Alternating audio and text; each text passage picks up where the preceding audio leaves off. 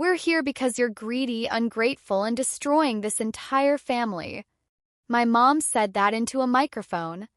In her own living room. On my 28th birthday. 35 people sat in folding chairs, all staring at me like I was on trial.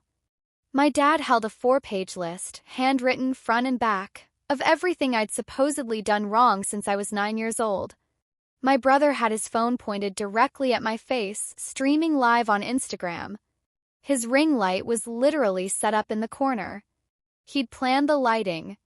I didn't cry. I didn't storm out. I didn't scream or flip a single folding chair even though, believe me, I wanted to. I sat there. I let them finish. And then I said 7 words that changed every single thing. Funny. I've been recording this whole time. What happened in the next 14 minutes ended 7 relationships in that room. My brother shut down his entire Instagram before he even made it to the driveway. And I walked out of that house feeling lighter than I had in years. But before I get into all of that, if this story hits close to home, if something about it already feels familiar, drop your location and the time in the comments. I genuinely love knowing where you're watching from. My name is Grace. I'm 28 years old. I'm a registered nurse working night shifts at a hospital outside of Nashville, Tennessee. And this is the story of how my family threw me a surprise birthday setup, called it love, and accidentally handed me the best gift I ever received. Let me take you back, about 3 months before that night, to a phone call I was never ever supposed to hear. But first, let me paint you the picture of what my life actually looked like back then, because context is everything. It's a Thursday evening. I've just finished a 12-hour overnight shift in the ER, 2 motorcycle crashes, 1 stroke, and a 6-year-old who swallowed a Lego. I'm still in my scrubs, sitting in my car in the hospital parking garage with the engine off and my eyes closed, just trying to remember what silence feels like. Then I check my phone. 3 messages. Mom, Grace, the electric bill came. Can you cover it this month? Your dad's hours got cut again. My older brother, Tyler. Hey sis, can I borrow $350? There's a YouTube equipment upgrade I need for the channel. Dad, a photo of a plumbing estimate. No caption. Just the photo. I open my banking app and do the math. The math I do every single month. Rent on my parents' house, $1,350. Mom's prescription co-pays and health supplements, $290. Tyler's car insurance, $210. Groceries I drop off every Sunday, around $120. That's close to $2,000 a month. Almost half my take-home pay. My own apartment has second-hand furniture, a mattress I bought off Facebook Marketplace, and a kitchen with 1 good pan and a rice cooker. I drive a 2013 Hyundai with a busted passenger mirror I've been meaning to fix for 8 months. I haven't taken a single vacation since I finished nursing school. 6 years, not 1 trip, not 1 long weekend anywhere. And here's the thing. I never complained. Not once. I'd grown up watching my grandmother, Nana Bet, stretch every dollar so far it almost disappeared, and she always said the same thing. Real family shows up. Every time. No excuses. So I showed up. Every time. No excuses. I just didn't understand back then the difference between choosing to show up for someone and being expected to show up so they never have to. I was about to learn, though. Because some of that money I was sending every month, it wasn't going where I thought it was going. Sunday dinners at my parents' house were a weekly thing. Same routine every time. I'd get there around 3:30, help Mom set up, do whatever was in the sink, prep the side dishes, fold the napkins like it mattered. By the time everyone sat down, I'd been working for almost an hour. One particular Sunday, Mom was glowing. She was going on and on to Dad about Tyler's Instagram growth. He was building a personal brand. He had almost 4,000 followers now. He'd landed a small brand deal with some energy drink company no one had ever heard of. Dad nodded along like Tyler had just gotten accepted to Yale. I waited for a natural pause. I got certified as a charge nurse last month, I said. It's a leadership role. It comes with a pay bump. Mom reached across the table for the dinner rolls. That's wonderful, honey. Can you grab the butter from the fridge? Tyler rolled in 40 minutes late. He brought a candle from TJ Maxx, the fancy-looking kind with French words on it, and Mom hugged him at the door like he'd just returned from war. I'd been there since 3:30. No hug. Not even a hey. He sat across from me and I noticed his watch. It had a green face, leather band, vintage style. I'd seen that watch before. On someone else's wrist. Nice watch, I said. Is that Grandpa Donald's? Tyler shrugged. Uncle Pete gave it to me. Said Grandpa wasn't wearing it anymore. I glanced at Mom. She was suddenly very focused on her mashed potatoes. Grandpa Donald wore that watch every Sunday when I visited him. Every single Sunday. He didn't just stop wearing it. But I let it go. That's what I did back then. I was really, really good at letting things go. Until the night I couldn't. About 3 months before my birthday, on a Tuesday evening, I stopped by my parents' house to grab a cardigan I'd left the weekend before. The side door was unlocked, it always was, so I let myself in. Kitchen light was on. I could hear voices from around the corner. Mom and Tyler. I almost called out. Almost. And then I heard my name. We do it on her birthday, Mom said. Her voice was calm, organized, like she was planning a church dinner gathering. Everyone's already coming. We sit her down. We tell her the truth. She's greedy. She uses money to control us. We're done walking on eggshells. My hand froze on the door frame. Tyler laughed. An actual laugh. I'll go live the whole thing. This is exactly the kind of raw, real content my page needs. People eat this stuff up. There was a pause. What if she stops paying after? Tyler asked. Mom's laugh was short and sharp. The kind of laugh that's not really a laugh. She won't. She's been paying for 6 years. She didn't stop when I forgot to show up to her nursing school graduation. She didn't stop when your dad said her job was just wiping people down. She's not going to stop over one uncomfortable evening. But what if she does? Then 35 people just watched her abandon her own family. She walks out, she proves everything we're saying. She's trapped either way. And if she makes a scene? Tyler asked. Even better.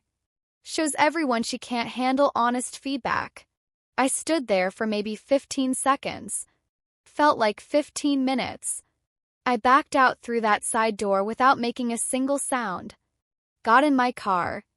Sat in the driveway with both hands on the steering wheel, staring straight ahead at their garage. I stayed like that for about 20 minutes. Then I called my best friend, Dominique. We've been friends since our first week of nursing school. She's currently in law school, 1 year out from passing the bar, and she is sharp in a way that genuinely scares people who underestimate her. I told her everything. Word for word. She didn't interrupt once.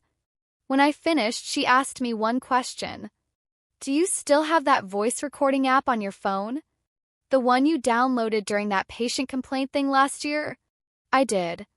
I'd installed it when a patient's family had threatened to report me to the hospital board. Dominique had suggested it for keeping records. Keep it, she said. And start using it. I didn't plan revenge that night. I want to be clear about that. I planned keeping myself safe. I just didn't know yet how much I was going to need it. Over the next few days, I did what I always do when I'm overwhelmed. I made a list. Not of feelings, I didn't have time for feelings, but of consequences. If this ambush happens and I just sit there and take it, 35 people leave that room believing I'm a greedy, controlling daughter. And not random people. People in Nashville. People who know people I work with. Because here's where it got really bad. Dominique found out through a mutual friend that Mom had personally invited 3 people from my workplace. She'd sent them individual messages calling it a special birthday gathering and asking them to show their support. She invited my supervisor, a woman named Rochelle. She invited a fellow nurse named Jerome from my unit. And she invited Dr. Okafor, who I'd worked alongside for 4 years. Show their support. That's what she called it. If Rochelle sits in that living room and watches my mom publicly break down my character with a microphone and a banner, every conversation we have after that is filtered through. Her own family thinks she's the problem. In healthcare, reputation isn't just professional. It's personal. It's how people treat you when you're exhausted and you need backup. It's whether someone believes you when it matters. Mom hadn't just set a trap. She'd used my job as a weapon. I sat in Dominique's car in a Panera parking lot and laid out every angle. 3 doors, all of them traps. Don't go. Mom tells everyone I couldn't even face my own family. Go and fight back. I become the proof of everything she's saying. Go and stay silent. 40 people walk out with her version of the story. Dominique stirred her iced tea for a long moment. They built the stage, she said. They picked the audience. But they don't get to write your lines. Meaning what? Meaning you need a 4th door. And that's when surviving became something else entirely. Here's something most people don't know. Tennessee is a one-party consent state. That means if you are part of a conversation, or even just present in the space, you can legally record it. Dominique confirmed it 3 separate times. So I started recording. Not dramatically. Not with some spy gadget. Just the app on my phone. I opened it every time I walked into my parents' house and I closed it when I left. Week 1, nothing notable. Dad watched basketball. Mom talked about a neighbor's new fence. Tyler didn't show up. Week 2, I was at the kitchen sink after dinner rinsing dishes when I heard my dad's voice coming from the back porch. The door was cracked open. He was on the phone. His voice was different, lighter, younger almost, like I was hearing a version of him I'd never met. Yeah, Sandra, Wednesday still works. Diane's got her book club. I'll just say I'm picking up supplies for the deck. A woman's voice on the other end. Warm. Comfortable with him. She doesn't have a clue? Dad laughed. Low and easy. 24 years and she still thinks I take the dog to the park on Wednesday nights. I gripped the edge of that sink so hard my hands went numb. A bowl slipped. I caught it. Dad didn't hear. Kept laughing. I dried my hands. I walked to my car. I sat down and looked at my phone. The recording app was still running. The little sound bar still moving on the screen. I wasn't looking for this. I want you to understand that. I was looking for protection. But a recorder doesn't sort through things and decide what matters. Catches everything. And apparently everything in that house had been worth catching for a very long time. Week 4. I arrived 15 minutes early. The front was locked, so I went around the side. Mom's bedroom window was cracked open. I could hear her voice and the voice coming through her phone speaker. Raymond has no idea about the $18,000, Mom said. I moved it into my personal account right after we sold off Grandpa Donald's things. He thinks everything brought in way less than it really did.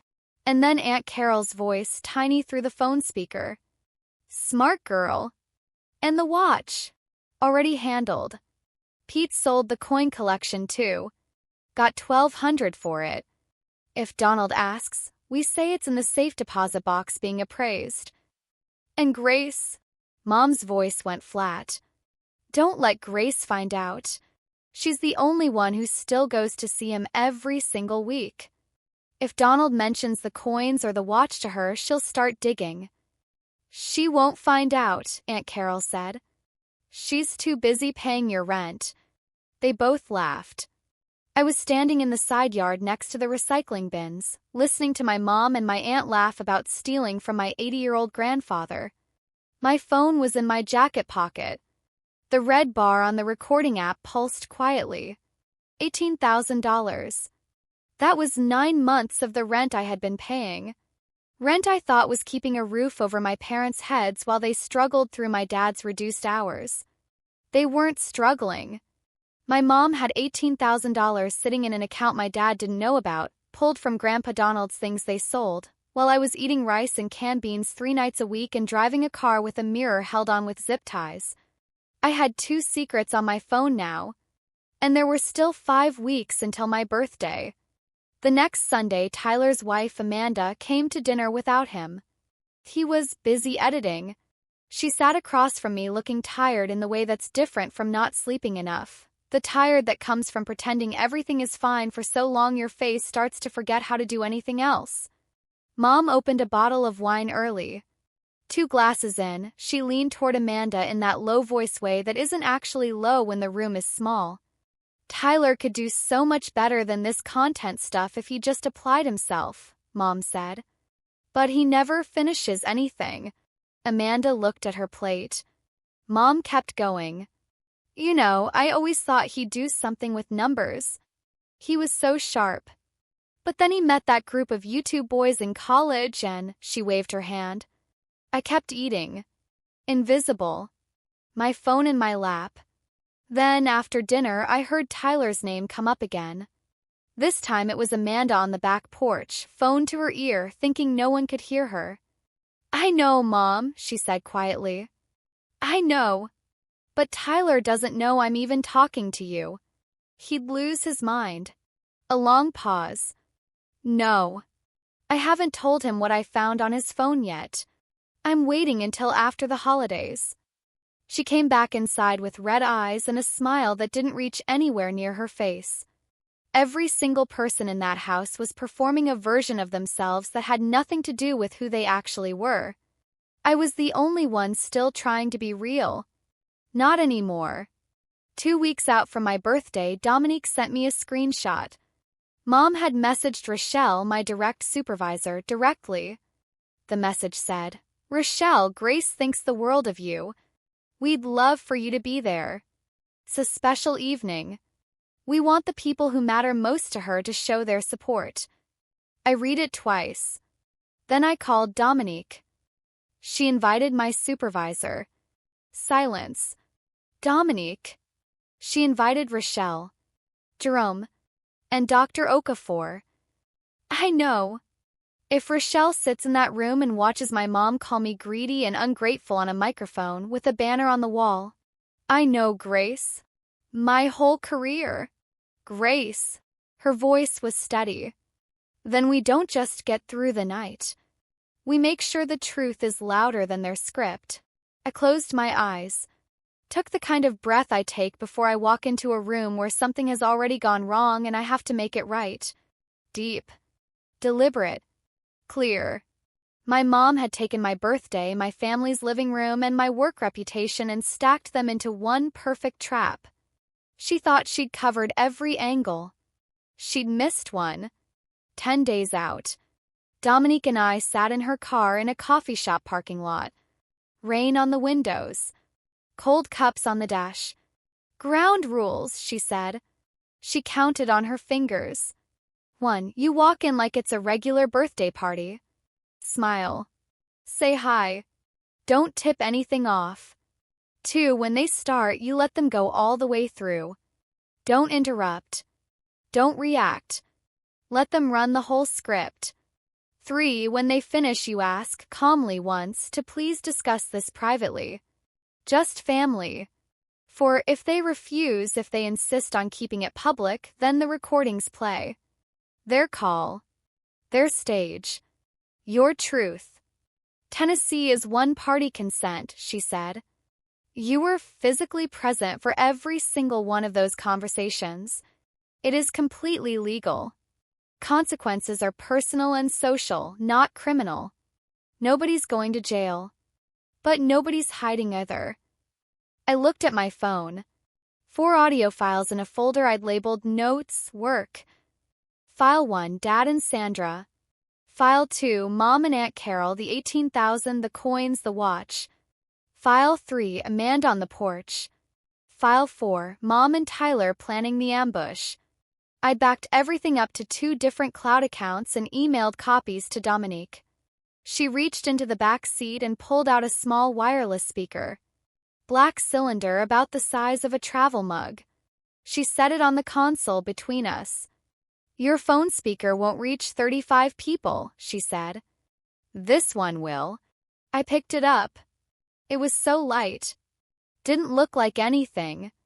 "Once you press play," Dominique said, and her voice got serious in a way it hadn't been all evening, "you cannot undo it. Your dad's affair. Your mom's money. Amanda's secret. All of it, out in the open in front of everyone. There's no version of this where things go back to normal after." I stared at the speaker for a long moment. "Normal," I said, "is me covering their rent while they plan my public humiliation. Normal is my mom hiding 18 grand from my dad while I skip vacations to pay their bills. Normal was never something worth protecting." Dominique nodded slowly. We sat in the quiet for a minute. Rain tapping the roof. "Try to sleep," she said when she got out. I didn't. Not really. But I lay in the dark with my earbuds in and listened to each file one more time. Dad's voice loose and easy. 24 years and she still thinks I take the dog to the park. Mom and Aunt Carol laughing about $18,000 while I drove a car held together with zip ties. Amanda's voice cracked and small. "He doesn't know I'm talking to you. I'm waiting until after the holidays." And then Mom, 3 months ago, calm as someone reading a grocery list. We sit her down. We tell her she's greedy. She cries even better. Shows everyone she can't handle real feedback. Tyler's voice. "This is exactly the content my page needs." I pulled out my earbuds. Tomorrow was my birthday. They'd built a courtroom in their living room. Written the charges, invited the witnesses, rehearsed the testimony. Brought in a camera crew, my own brother, to broadcast the verdict live. They had absolutely no idea the defendant had receipts. I want to stop for 1 second and be honest with you. The morning of my birthday, I almost didn't go. I sat on my bed in my pajamas at 9 a.m. with my car keys in my hand, and I genuinely considered just driving to a hotel 2 hours away and spending the day watching terrible TV and ordering room service and pretending none of this existed. What stopped me was simple. If I didn't show up, they'd tell the story without me. 35 people would hear one version, and I'd spend years trying to explain myself to people who already believed I was the problem. So, what would you have done? Would you have walked into that room? Tell me in the comments. I genuinely want to know. I pulled into my parents' street at 6:20 p.m. Cars were lined all the way down the block in both directions. I counted 14 before I stopped counting. My phone was charged. The app was open. The speaker was already paired and sitting in my purse, zipper open 2 inches. I smoothed my dress. Checked my reflection in the visor mirror. Took one breath. Walked in. The living room had been completely rearranged.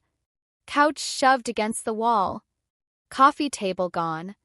In its place, 4 rows of folding chairs facing the front of the room where a wireless microphone sat on a chrome stand.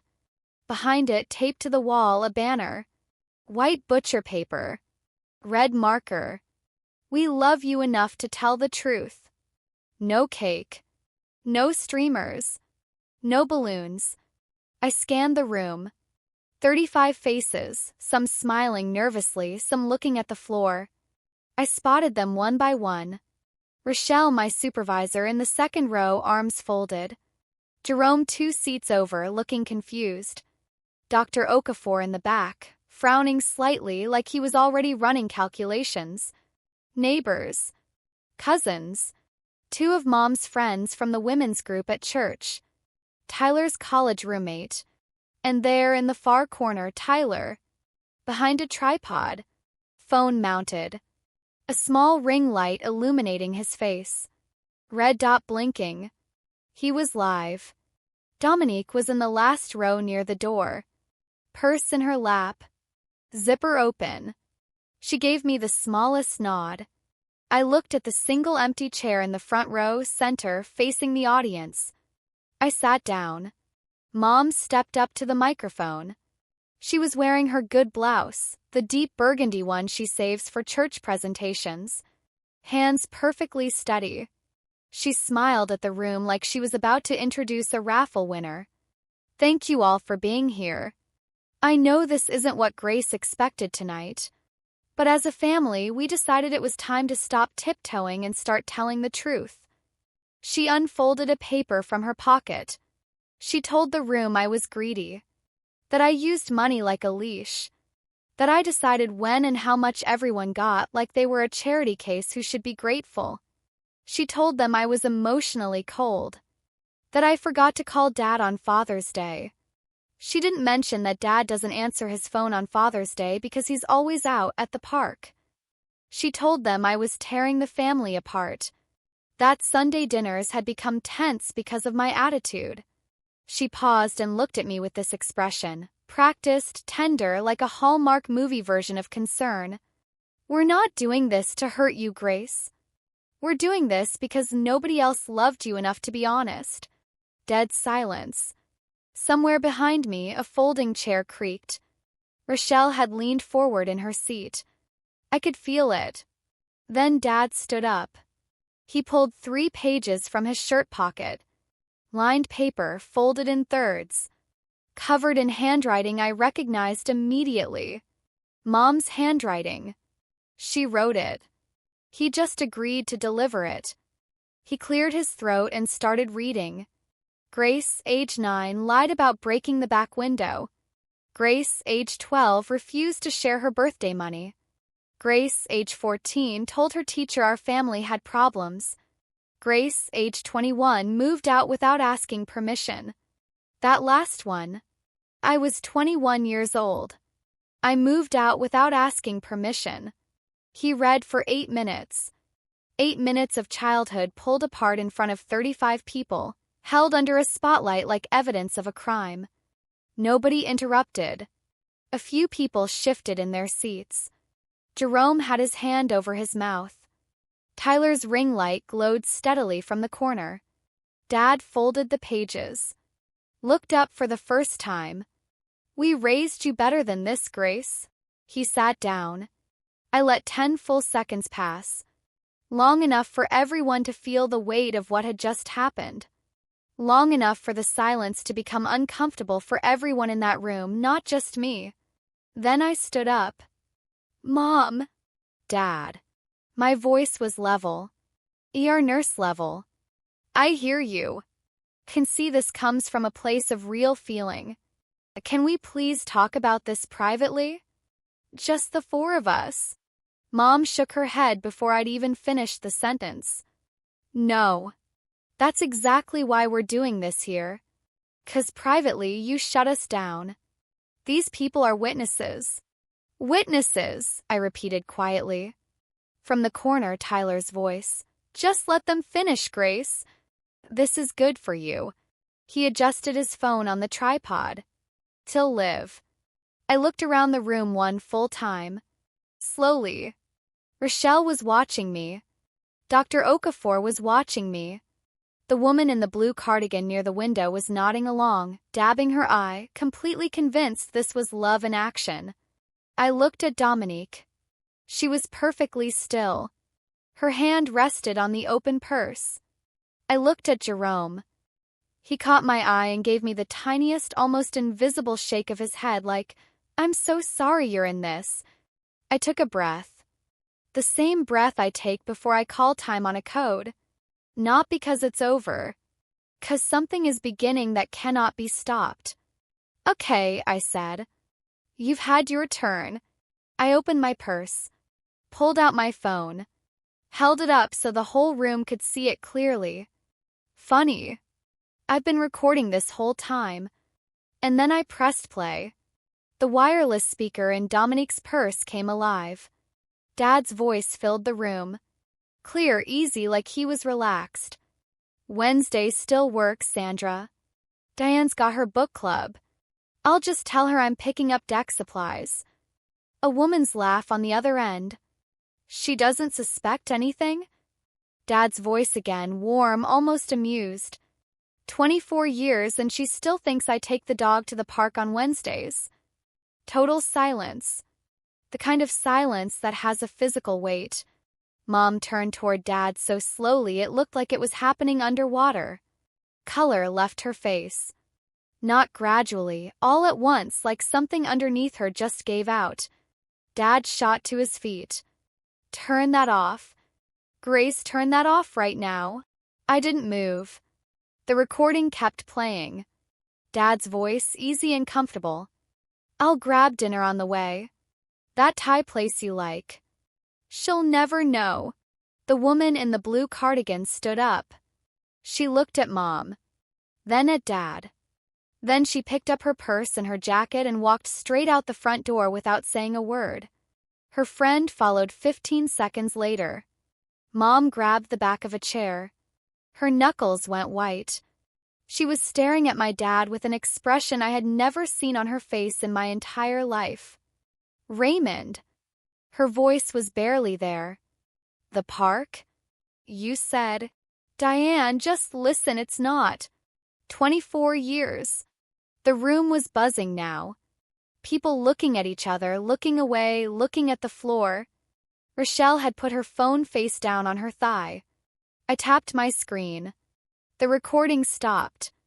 I looked at the room. My voice stayed completely even. That's the first file. There are 3 more. Nobody breathed. Nobody moved. The banner above the microphone, "We love you enough to tell the truth," had never looked more like a punchline. I pressed play on the second file. Mom's voice this time. Confident. Sneaky. Kind of voice she uses on the phone when she thinks she has total privacy. Raymond has no idea about the $18,000. I moved it right after we sold off all of Grandpa Donald's things. He thinks it only brought in $4,000 total. Aunt Carol's voice through the speaker. And the watch? Coin collection? Pete sold it. Got $1,200. If Donald asks, we say it's at the appraiser. And Grace? Just don't let Grace find out. She's the only one still visiting him every week. If Donald mentions it, she'll start digging around. She won't find out. She's too busy paying your rent. Both of them laughing. Dad turned to look at Mom. Half guilt, half fury, and something else underneath. The look of someone watching a floor they thought was solid turn out to be paper. $18,000, he said quietly. From your mom's estate. Raymond, that is so far out of context. Aunt Carol was already on her feet, 3 rows back. Diane, you told me nobody would ever. Carol, sit down. You said it was handled. A low murmur rolled through the room. A cousin I barely knew leaned toward Aunt Carol and said, loud enough for half the room to hear, You sold Grandpa Donald's coin collection?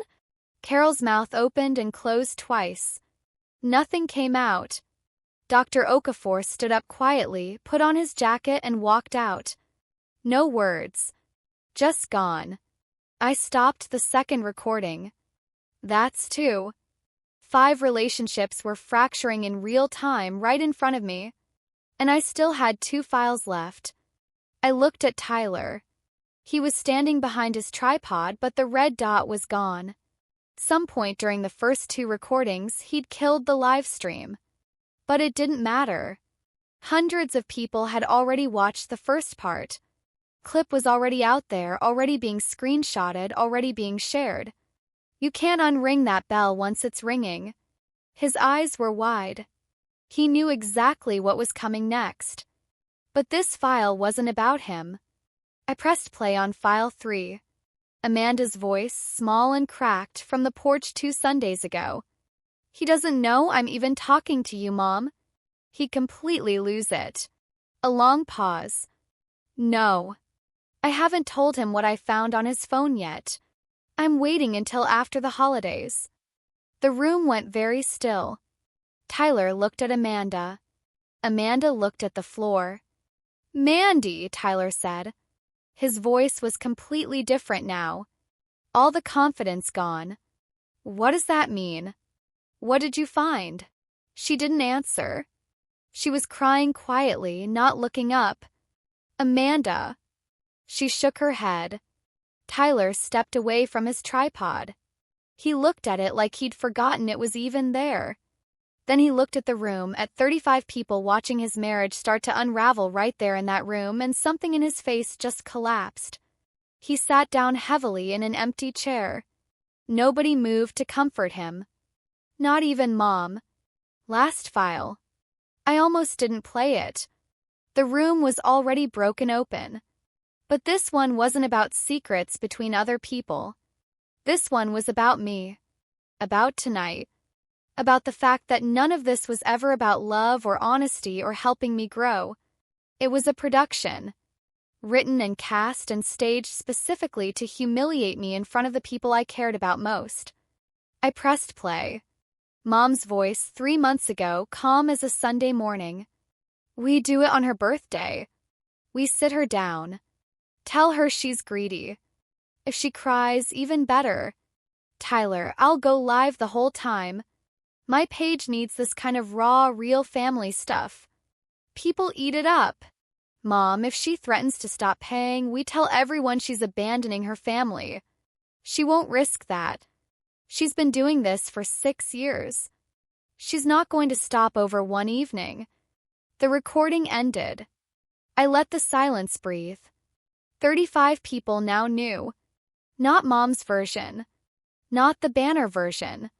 Not the 4 pages of made-up complaints read by a man who was at a park that wasn't a park on Wednesday nights. The actual truth. Rochelle picked up her phone from her thigh and put it in her jacket pocket. Slowly. Deliberately. I watched her face shift in real time, like she was seeing everything differently. Jerome was staring at his hands. Dad was slumped in a folding chair with his chin on his chest. Mom was standing alone at the front of the room, microphone still on its stand beside her, the butcher paper banner overhead like a monument to something that just died. I lowered my phone. That's the last one. Quiet. Teddy. Just fact. Now you all know exactly who's been selfish in this family. I let that land. It isn't me. I want to pause here for a second. When I played those recordings, my hands were completely steady. My stomach was not. 'Cause I knew, the moment I pressed play on that first file, there was no version of any of this where things went back to the way they were. No version where Dad and Mom have a normal Tuesday. No version where Tyler and Amanda have a quiet dinner that week. No version where I walk back into Sunday dinners like nothing happened. So let me ask you, do you think I went too far? Or do you think I should have pressed play the moment Mom picked up that microphone? Tell me in the comments. I read them. All of them. The living room had the feeling of a place where something ended. Tyler grabbed his phone off the tripod. He was tapping at it frantically, deleting the stream, the clips, the whole app. He was crying, which I hadn't expected. Amanda hadn't moved from her chair. Aunt Carol had already left. I stood up straight. I didn't raise my voice. I didn't need to. I want to say this once clearly so there's no confusion later. The room watched. Starting tonight, I am no longer paying the rent on this house. I'm no longer covering Mom's premiums. The money I was putting toward Tyler's car insurance stops tonight. I've already set up cancellation for every automatic payment. It goes into effect at midnight. Mom's head snapped toward me. Grace, you cannot do that. We depend on you. You depend on me, I said. Not the other way around. And you just spent 40 minutes telling 35 people how terrible I am. So I'm giving you exactly what you asked for. A life without my so-called greed. Somewhere in the back row, I heard someone let out a breath, almost a laugh, but not quite. Mom opened her mouth. Closed it. You're overreacting. You're being emotional. I asked to speak privately. You said no. I asked you to stop. You said no. I'm not overreacting, Mom. I'm responding. I looked at Dominique. Ready? She stood, looped her purse over her shoulder, and walked toward me. I turned to the room one last time. Thank you all for coming. I'm genuinely sorry it wasn't the party you were expecting. And I walked out. I was 3 steps from the front door when Rochelle stood up. In 5 years of working under her, I'd seen Rochelle go to bat for a lot of people. Short-staffed weekends, patient rights violations, insurance denials. She's not someone who makes speeches. She's someone who makes decisions. She buttoned her coat. Grace. I stopped. I've worked with you for 5 years. I've watched you stay 2 hours past the end of a shift because a patient didn't have anyone to sit with them. I've seen you write incident reports at 4 a.m. when you could have let things slide. A pause. Tonight doesn't change a single thing about how I see you. If anything, she glanced back at the room once briefly, it explains a few things I couldn't figure out before. Jerome stood too. He looked at me across the room with the expression of someone who has absolutely no idea what to say but needs you to know they're on your side. Want company on the way out? He said. Something shifted in my chest. Not relief exactly. More like the feeling of setting something heavy down after carrying it so long you'd forgotten you were carrying it. I passed Mom on my way to the door. She grabbed my sleeve. Her fingers were trembling. Grace. Please. I stopped. I looked at her hand on my arm. I looked at her face. Mom. You had a microphone. I gently freed my sleeve. I had a phone. The difference is mine told the truth. I walked out. I did not slam the door. I closed it the same quiet way you close a door when someone inside is finally sleeping. On the porch, cool Tennessee air, I checked my phone. The text from Grandpa Donald. Sent an hour ago, he goes to bed early. It was full of typos because I'd only taught him how to text 6 months ago and he refuses to use autocorrect. Happy birthday, my girl. You're the BST of all of us. Don't let them tell you different. I pressed the phone to my chest and stood there until Dominique came out and put her arm around my shoulders. Rochelle drove. Dominique sat in the back. Nobody talked for the first few minutes. Just the hum of the highway and rain starting up again on the windshield. Then Dominique said, "You okay?" I thought about it. Actually thought about it. "I don't know yet," I said. "But I think I will be." She nodded. That's enough. I read Grandpa Donald's text out loud. All the typos. Dominique made a sound from the back seat that was almost crying but not quite. That man, Rochelle said quietly, hands on the wheel. Raise the right one sounds like... I laughed. Cracked and wet and real. First real laugh of the entire night. When I got home, I sat on my bed and opened my banking app. 3 automatic payments. Rent $1,350. Confirm cancellation. Insurance premium $290. Confirm cancellation. Car insurance $210. Confirm cancellation. Done. For the first time in 6 years, my paycheck was going to be entirely mine. I sat in the quiet of my apartment and just let that land. Here's where everyone ended up. Dad moved out 3 days later. Not dramatically. He packed a bag while Mom was at the pharmacy and drove to a friend's spare room. Mom came home and found half his closet empty. She called me 11 times that day. I didn't answer, not to punish her, but because I genuinely had nothing left to say. Tyler and Amanda are still working through things. She told him what she found on his phone. I don't know the details, and honestly, that's their story, not mine. What I do know is that he texted me 6 weeks later to say he was sorry. 1 sentence. No excuses. I haven't responded yet. I'm still thinking about whether I want to. Aunt Carol couldn't outrun the coin collection situation. One of my cousins called Grandpa Donald directly to ask about it. Donald told them it had been at the appraiser for 4 months. Cousin pushed. Carol eventually admitted what happened. The family hasn't really spoken to her since. Grandpa Donald asked me to come visit that following Saturday so I could tell him myself in person. I did. I brought butterscotch candies and we sat by his window for 2 hours. He held my hand the whole time. Mom still calls. Not every week. Sometimes she texts, thinking of you. Sometimes I respond. Sometimes I don't.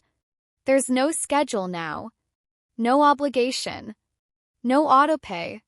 About 6 weeks later, I was walking to my car after a double shift, feet aching, hair in a bun that had been falling apart since hour 9. I was thinking about leftover soup and my couch. Mom was standing by my car. No coat. 42 degrees. Grace. Mom. You can't just cut me off. I'm your mom. I set my bag on the passenger seat. I didn't cut you off. I cut off the money. Those are two completely different things. I did what I thought was right, she said. That night, it came from love. Even if you can't see that. I leaned against the car. Mom, you wrote Dad's script. You invited my supervisor. You had Tyler go live. You planned it on my birthday specifically so I couldn't say no without looking ungrateful. That's not love. That's a setup. Her jaw tightened. So what do you want? An apology? A real one. Not a Facebook post asking for prayers. I'm not going to apologize for caring about my daughter. Then we're not there yet. I opened my car door. She didn't move. Mom. I stopped. Turned around. I love you. I do. But love isn't a blank check. Doesn't mean I let you treat me like a debit card and then call me selfish for having a balance. When you're ready to actually talk, really talk, you have my number. I drove home. Cried for about 15 minutes on the highway. Not from regret. From grief. Because loving someone and accepting how they treat you are two completely different things, and I'd spent 6 years confusing them. I chose to keep the love. I just stopped accepting the rest. A month later, I did the math I should have done years ago. That $2,000 a month I was sending home? Here's what it does now. I paid off my entire remaining student loan balance in 8 weeks. Gone. I opened a retirement account for the first time in my life. Set up an automatic deposit. Small but mine. I got a plane ticket to visit Grandpa Donald. Not the usual drive. An actual visit, 2 days, a hotel nearby, mornings with him, no rushing. The hospital, nothing changed at work, except Rochelle assigned me to the new Patient Care Initiative Committee 2 weeks after the birthday. Extra responsibility. Clear signal. I'll take it. Dominique and I still talk almost every day. Jerome and I started getting lunch on Thursdays. Normal stuff. Easy stuff. One Saturday I went to a plant store and bought the most basic little pot hose for $7. I put it on my kitchen counter in the spot where I used to sit with my banking app calculating how much I owed everyone else. Dominique texted that evening. How's freedom taste? I sent her a photo of the plant. She sent back 5 laughing emojis. I smiled at my phone in my quiet apartment, and it didn't feel quiet in a lonely way. It felt quiet in a mine kind of way. Last month was my 29th birthday. Dominique came over. Rochelle stopped by with her husband. Jerome brought his sister. 2 friends from the hospital. One neighbor from down the hall who always waves in the elevator, and I'd finally gotten around to actually inviting somewhere. 7 people. My apartment. A cake from the bakery on Elm Street, vanilla with strawberry buttercream, because that's what Grandpa Donald always requested for my birthdays when I was little, and he was the one picking up the cake. Candles were crooked. Nobody fixed them. Nobody read a list of my character flaws. Nobody set up a ring light. Nobody pointed a phone at my face. Grandpa Donald called on FaceTime. Took him 4 tries to get the camera aimed correctly. He sang happy birthday off-key and about half a beat behind everyone else, and everyone in the room sang along, and it was so perfectly messy and real that I had to look at the ceiling for a second so I didn't cry. I blew out the candles. Dominique cheered like I'd just scored a touchdown. Rochelle's husband asked if anyone was going to eat the corner piece or if it was up for grabs. I said, take it. Take whatever you want. 1 year ago, 35 people sat in my parents' living room to tell me who I was. This year, 7 people sat in my apartment and nobody needed to say anything at all. I washed the dishes after everyone left. Stood at the sink, warm water, the little pot hose on the counter behind me, the same spot where I used to calculate transfers. My name is Grace. I'm 29 years old. I'm a nurse in Nashville, Tennessee. I pay my own rent, my own insurance, my own way. I visit my grandfather every Saturday and we do crosswords and watch game shows and eat butterscotch candies, and he never once makes me feel like I'm not enough. I didn't destroy my family.